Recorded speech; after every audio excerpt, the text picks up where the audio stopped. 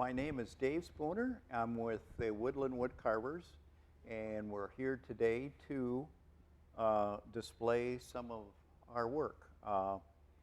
And this is Fidencio, Bill, Pete. and Pete. And we'll go ahead and start with Fidencio. And As he said, my name is Fidencio, and I have been carving for some years, I would say about 9. And I carve basically birds, but for the last 4 years, I have been trying to carve some ducks. And Richard, who is our president, is the one that has helped me to give me some guidelines and help me with my ducks. So the last 2 months to 3 months, I have been carving these 2 ducks. This is a green-tailed drake, and I always put in the back what it is. And it was a lot of fun. I did one before, but I didn't like it. So I decided to start all over again. I'm happy with this one, but still I'm not satisfied. I think I can still improve my carvings. This one is a cinnamon tail that is very, very similar as far as the body. And my ducks, I try to twist the head. At the beginning, they were all straight, but those I have done it either the left, the right. I have put others that are like in the back. So it has been a lot of fun to carve ducks. Last week, I started to carve this feather. This feather is of a hawk. It's a little bit weird the way it is because the colors combination of the white and the black and the browns. But I'm happy how it came, but I think that I can do it better. But I just have to practice and make mistakes and do it all over again. I don't know what else I can tell you, but if you can ask me any questions, I'll be happy to tell you what is my issue, my problems with this. maybe we'll go around the thing and then come back and then tell each. This piece is, I call it a really high relief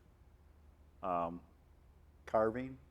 And what I've done with this is I took basswood and I've combined 2 different patterns together for one. This is one, this is another one, and I start by cutting it out on a scroll saw and then carving it from there and then mounting it to some basswood and then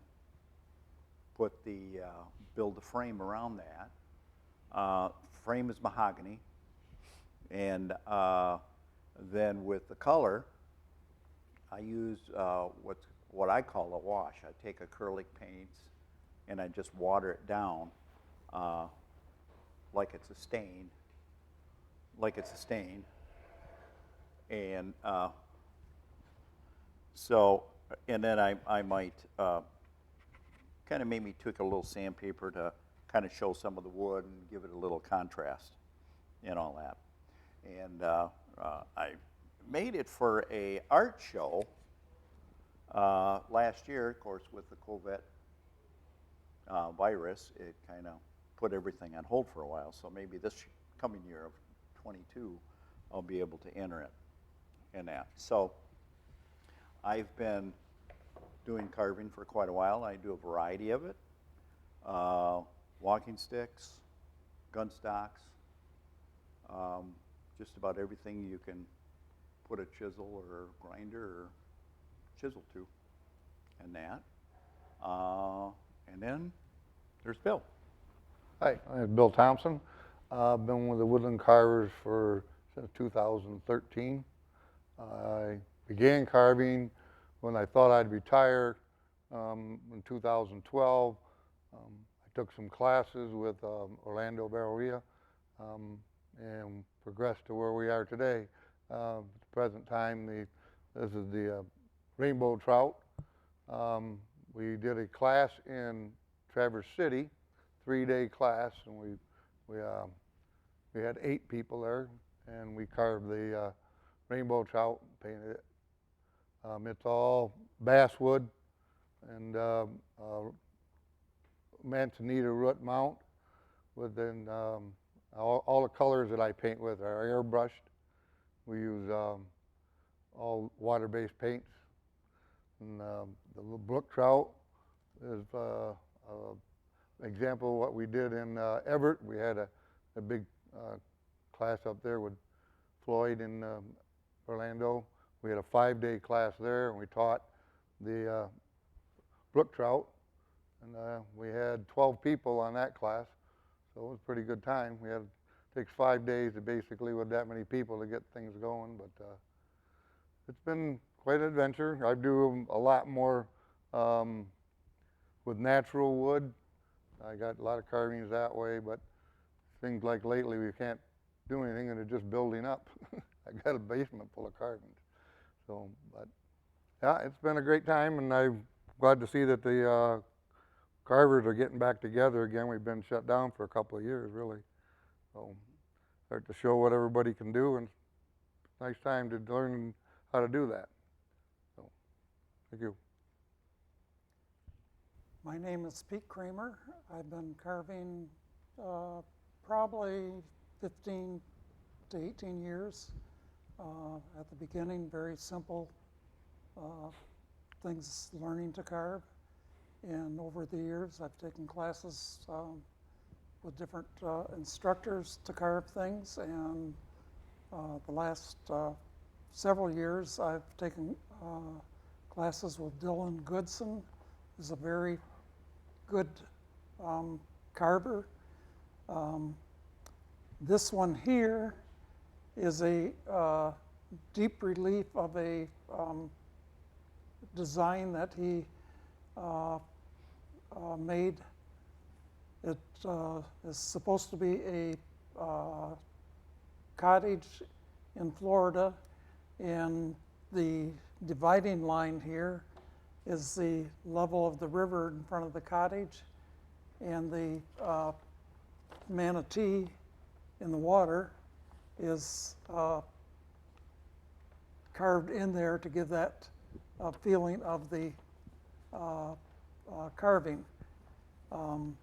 This was an unusual thing. That's the first time I ever experienced that, but it was doing a Zoom class where you had to sign into the internet and watch him on your tablet or computer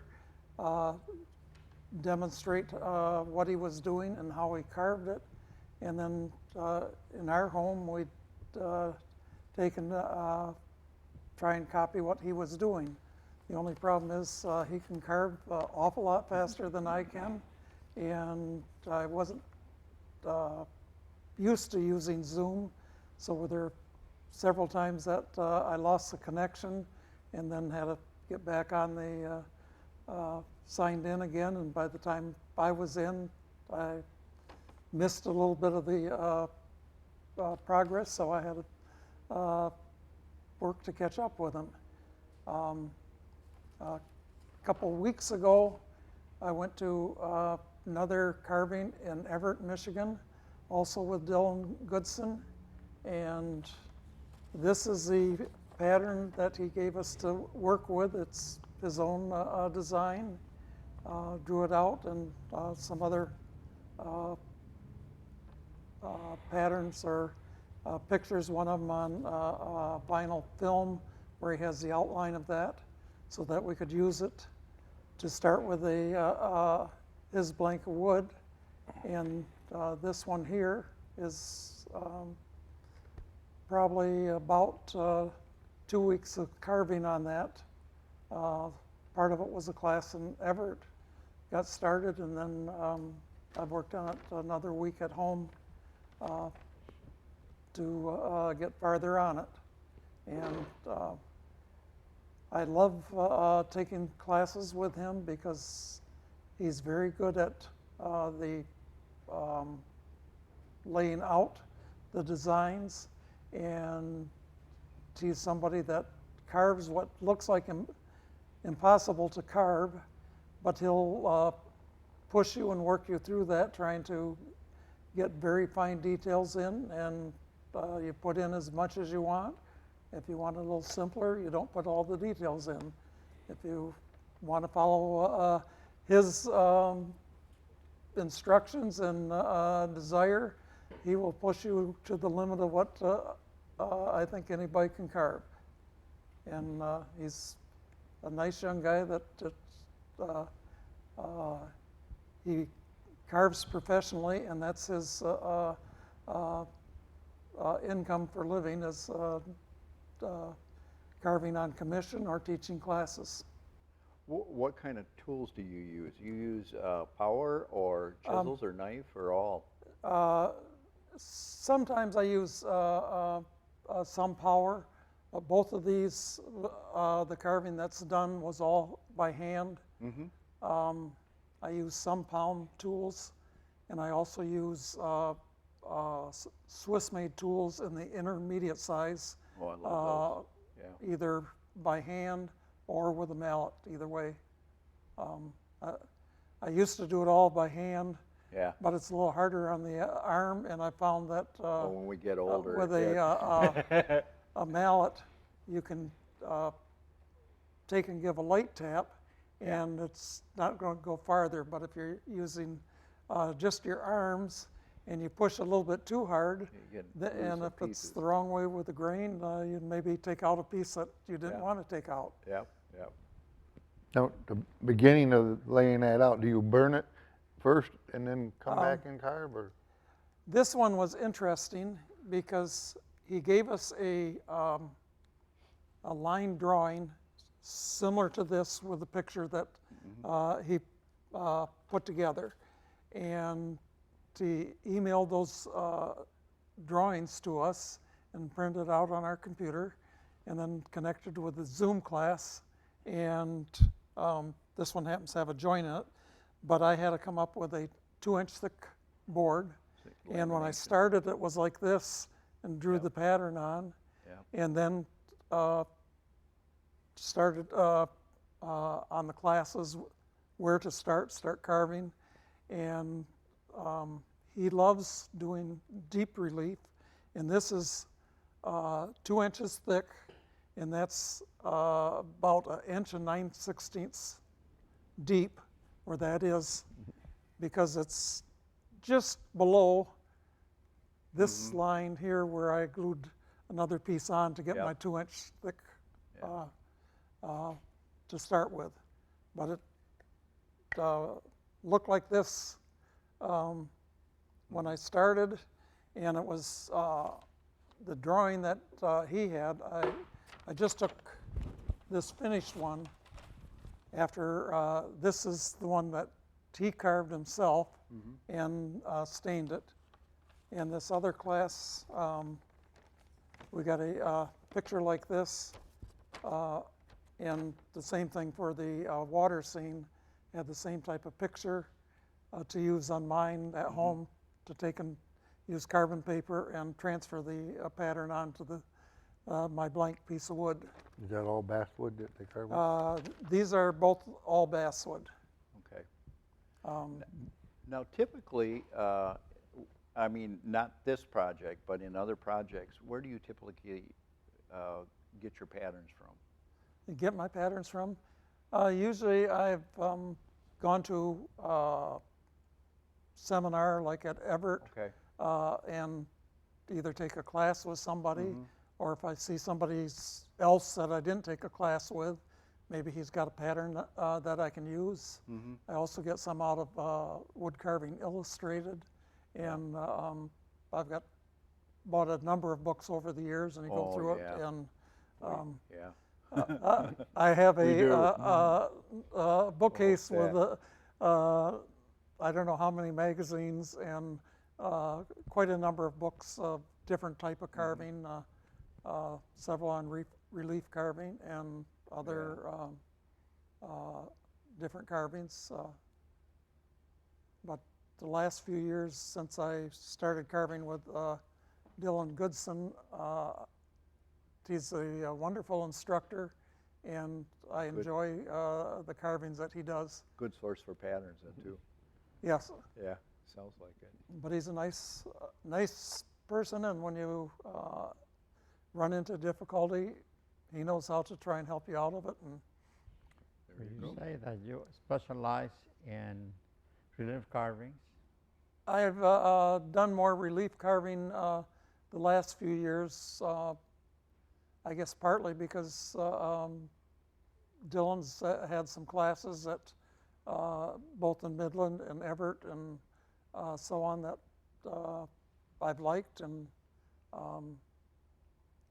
Just led you in that direction. yeah. There were other carvings I did before. Usually when I tried carving in the round, I had a hard time if it was like a Santa Claus or other faces to get the face to look right. Yeah. Although I did do,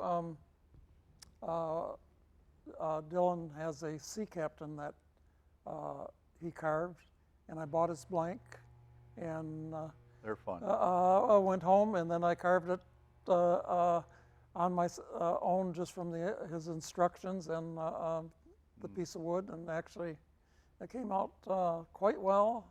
I had a little slip of a chisel when I was working on his beard, and somehow the piece that came off ended up in the chips on the floor, and I didn't find it back, so I just gave him a thinner face and a smaller beard. There you- yeah. Weight There's, loss. Nothing's really cast in stone that it has to be exactly Right. Yeah. like the original, so I just varied it a little bit, and Yeah, when I was at Everett, I took it along and showed it to him, and he says, yeah, you did a pretty good job on that. It looks nice. There you So go. Yeah. I tried, and when sometimes you have a mistake, you do your best to work Yeah. around it and save the project. Yeah, there you go. I have a question for Bill. Bill, have you painted any fish with acrylic and with a brush? Most likely all of it is done with airbrush, but when you get down to the, like on the brook trout, it's with the black and the white, that I'll do with the brush. Oh, Yeah. But add that, and the dots are, sometimes you can spray, if you get the real fine spray gun, you make a dot.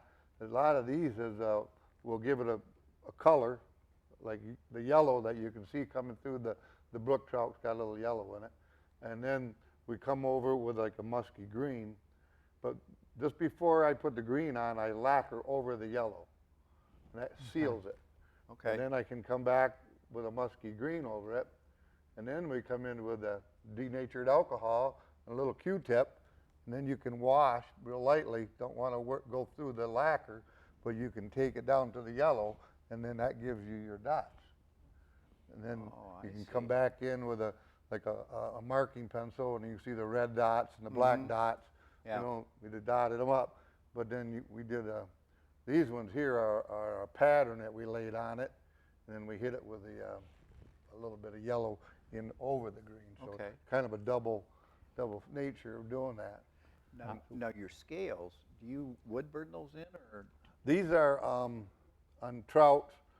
I use a knurl, kind of a knurling, just like a knurl tool. Yeah, yeah. I yeah. handmade a knurl, and I Okay. knurl that in. on that. Oh, I've No, never heard that. And then if you do like bluegills or Okay. stuff like that, I burn the scales with the fish scale Yep, yep. burn tip. Yeah, but this is all knurled, and these are knurled in. So it comes out really nice. You know, Yeah, some that of them looks use the where gotta they be put a- the screen on it and they spray through it. Yeah, I've seen the that. lacquer through it, and kind of gives you the same effect. But this Yeah. this knurl job comes out. I like that way. Yeah. Feel easy. Yeah.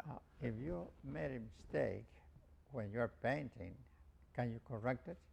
In a way you can, or you can restart over. I mean, it's just You had to yeah, you can start back. remove You know, everything, Mhm. all the paint, and do come right something back else. to the start. You can go. We basically you get it done when you're carving, and it's just a clear basswood. And on my trouts like these that I paint, I use basswood, um, and we seal it first, and Yeah. then that seals it so that it doesn't absorb the paint, and come in with a clear. And then we go with a base flat white paint everything flat white, and then progress with bringing your color up with that. You know, Yes. there's all kinds of. How many different colors do you think you've got in these? There's you got 1, 2, 3, 4, 5. There's like about 6 colors in this. Okay. And here you got the basic white, and then we did a silver in here, and then we came in with a green, and then a little bit of it's Like a red, but we thinned it with a little bit of white so it wouldn't Okay. be a real bright, Yeah. and then give it a little pinkish versus being a bright red in it. Yeah. Really came out nice. And we paint the eyes. You do the gold ring, Mhm. and then you paint the black in it. You use it. It looks more like an egg shape. You don't want it to be round. It's got to be the egg shape Mhm. round in it. And then When you're painting, do you have a specific time that you have to apply the next color? it's just if I'm doing like when I was going to do the taking the paint off, you know, I'll clear it. I let that set a little longer. Some of them times I'll let it set till the next day, because you know you can do lacquer and then hit it with a air dryer, Yes. and it's still a little tacky. They don't really get dry where you can feel it. You know, it's dry to yourself. So I'll Yeah. let that sit for a day, let it get hard, so that when I come in to do the denatured alcohol, I'm not going to take it out as easy. So it's sometimes it's a couple-day process, and these were probably about a 3-hour paint job. You know, there wasn't so much into it, but this one takes a couple of days because you got different layers. Believe it. You know, Yeah. Because I have found, and a lot of carvers say that to paint sometimes is as hard or more harder than to really carve. mm-hmm. So Well- I have done a lot of mistakes in my paintings. And Now I have, on your ducks, is that layered of paint or are you burning? yes, I do all, my ducks are all with a brush, Okay. and has sometimes 2, 3, 4. You can put a lot. Mm. Those I haven't finished. So this is probably I need to do 1 or 2 more to go more in details with each little feather. Mm-hmm. But You use a lot of wood burning? yes, I do wood burning in all Okay. the feathers are at the end. Yeah. But for me, painting is the hardest thing to do more than carving, Mm-hmm. because Right. the paintings, it's harder because I had found to that. learn the combination of colors. Yeah. Yeah. Mm-hmm. I have a hard time trying to, with color, Yeah. you know, trying to Try to match get to them. blend it till they get the right color that Yeah. you want. Yeah. And then got to make sure you make enough so you can do it, because if you're not going to make another batch, it's Right. the same. Yeah. Yeah. Because you're It's yeah gonna be- you're And you're mixing. sometimes I go into the internet and see photography of a duck or the bird, but then I check another one and I find that it's a little bit different color according to the season, Yeah. and then so I go back again and redo it sometimes. You can do the same on. I look on the internet, and I'll bring up fish pictures, and I want to do a rainbow trout. I'll just say I want rainbow trout and pictures, and you get pages of pictures. Yes. Yeah. And I pick through to what kind of, but this is more of a face mount. I'll print it off, and then I'll have that when I'm painting. I got a couple of them hanging right where I'm at, so I can get a good view of exactly where I want to go with it. Yeah. But there's so many of them, and it's like you said, different lakes, different streams, fish are different colors. I mean, it depends on what, so Yeah. you kind of That is pick the- which way you want to go and go That's the that way. case of this feather. This is the second time that I do it. Mhm.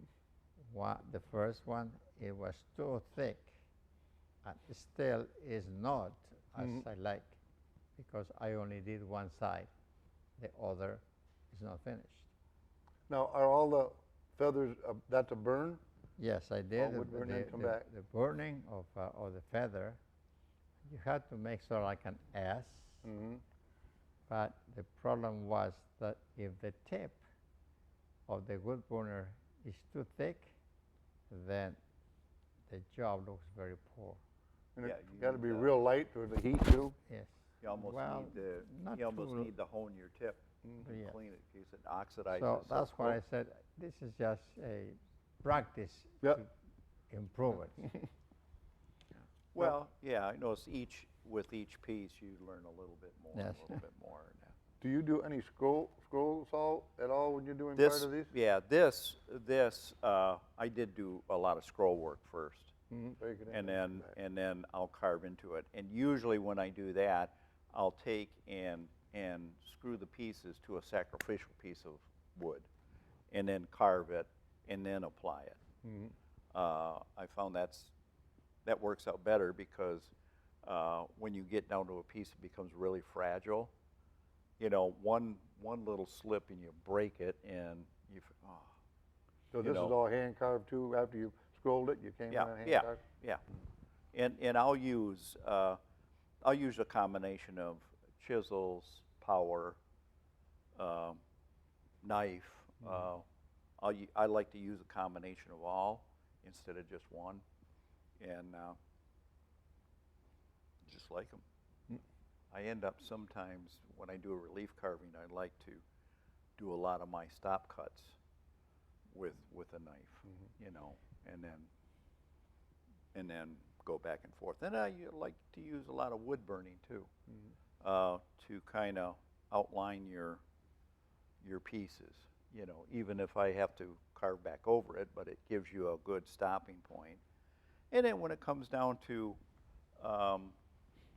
if you've got a piece, a relief piece, and you're trying to put color to it, and you know, when you, like for myself, I like to water down acrylics, and with watered down acrylics, it's just like water paint, and you get that bleed effect through your wood like you would on paper. That, so I like to do that wood burning, and sometimes you could say it cauterizes it to the point where it gives you that border where it helps prevent some of that color from bleeding. When I lay these out, you got the pattern, and then you lay it on, put a carbon paper, and I pencil it.